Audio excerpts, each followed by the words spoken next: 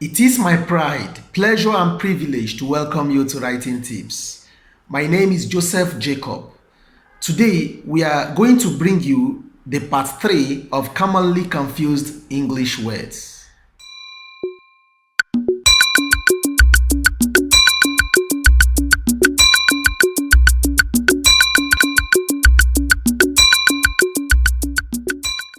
English is a dynamic language, and every day of our life we'll continue to learn something new about English language.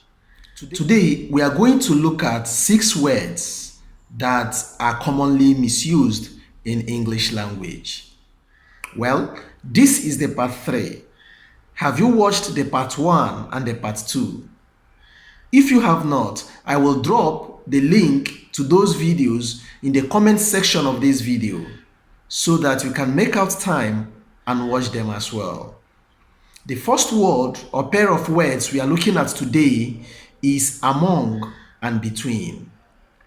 These two words, are they interchangeable? Can you use among in place of between and between in place of among? The answer is no.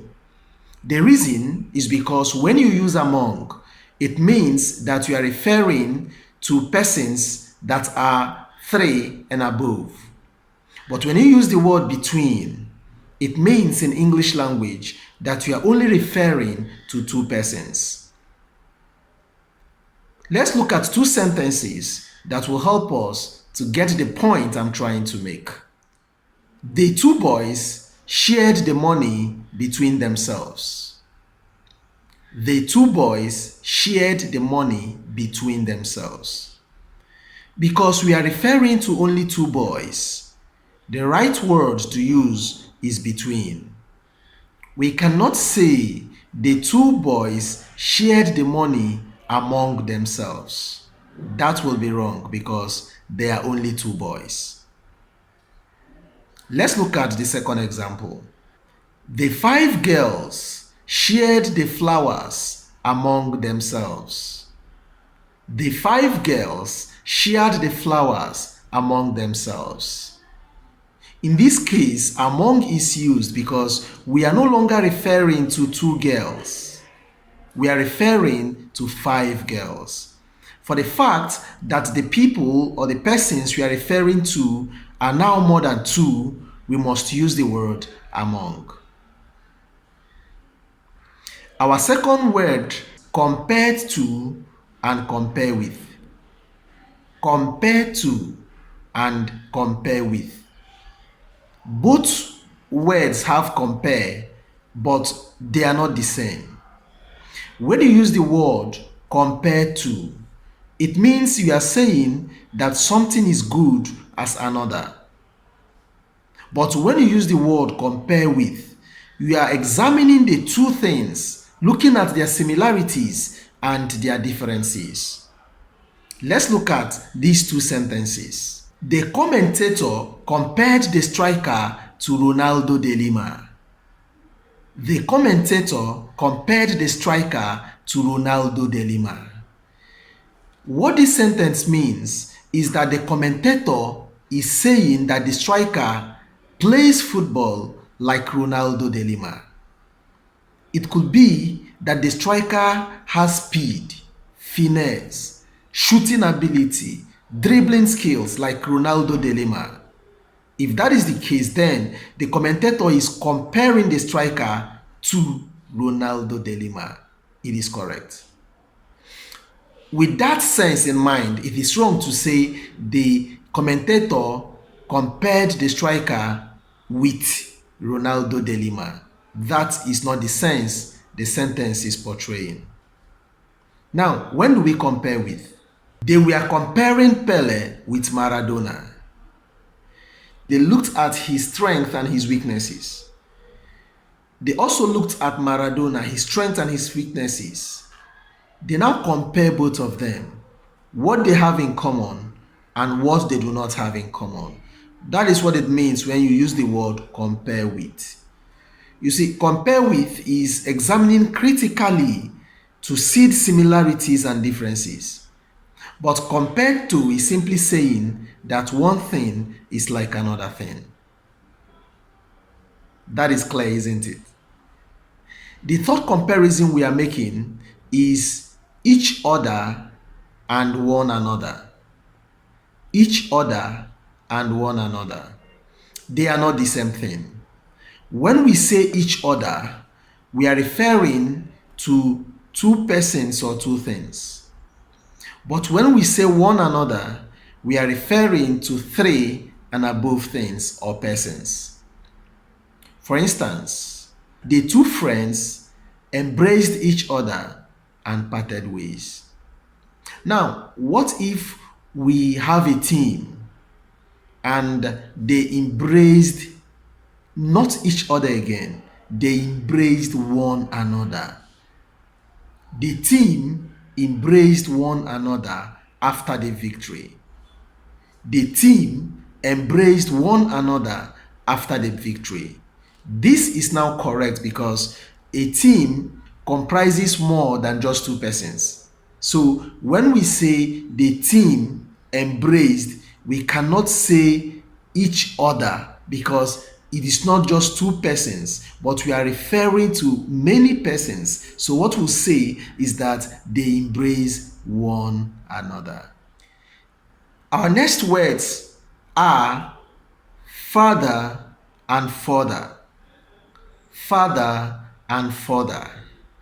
The difference is the letter after the F. While the first one has an A, the second one has a U. While both of them are referring to distance, they don't mean the same thing, and you cannot use them interchangeably. Why is it so? It is so because when you use father, you are referring to a physical or imaginary distance. Physical or imaginary distance. But when you use the word further, you are not talking about distance, whether it is physical or imaginary. No, you are only talking about more, in addition to. That is simply what it means. Let's look at some examples. Nothing could be farther from the truth. Nothing could be farther from the truth. The truth is not physical. Where you say the truth is standing here, and the speaker is referring to something that is farther from the truth. No. You see now that in this sentence, the father here is referring to an imaginary distance. It means that what the person is saying is very far away from the truth. That is, the person is not saying the truth. Nothing could be farther from the truth. Now, let's look at another sentence. He threw the ball farther from his teammates. He threw the ball farther from his teammates. It means he threw the ball distance away from his teammates. So this is a physical distance. And because we are talking about distance that could be measured, we use the word farther, not further. Let's make some sentences with further. Can you please explain further? Can you please explain further? I'm not asking you to move away from where you are to cover a physical or imaginary distance. I'm only asking you to explain more. So further here is used for more. The court further asked them to release the defendant. The court further asked them to release the defendant. In addition to other things the court has said, the court also asked them to release the defendant.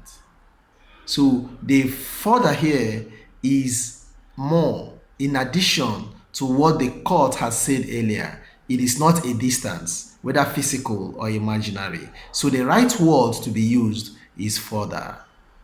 The next pair of words we need to demystify is fewer and less.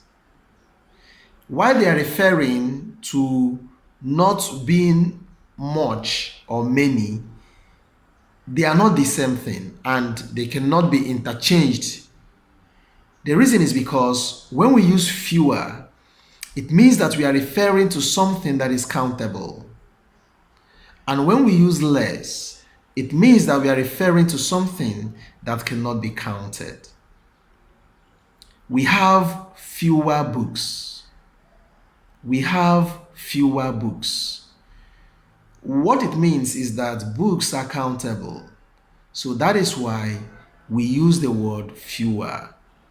Now, we have less gas in the cylinder. We have less gas in the cylinder. You don't count gas as you count books. So in that case, we use the word fewer. Let's look at another word. We have former and later.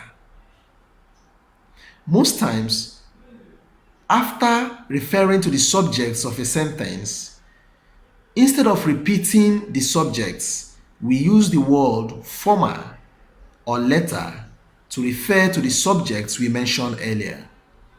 Now, the problem most of us face is to know among these subjects which one is the former and which one is the latter.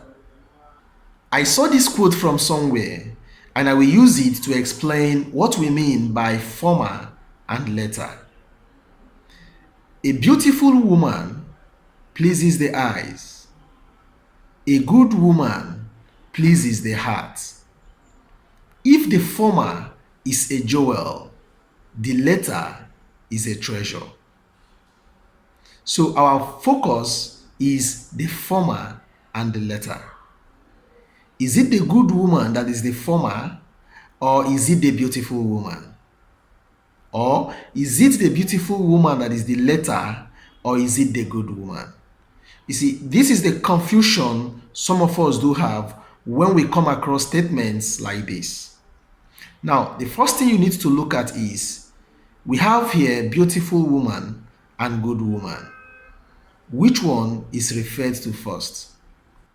The beautiful woman is mentioned first. So when we talk about the former, we are referring to the one that is mentioned first.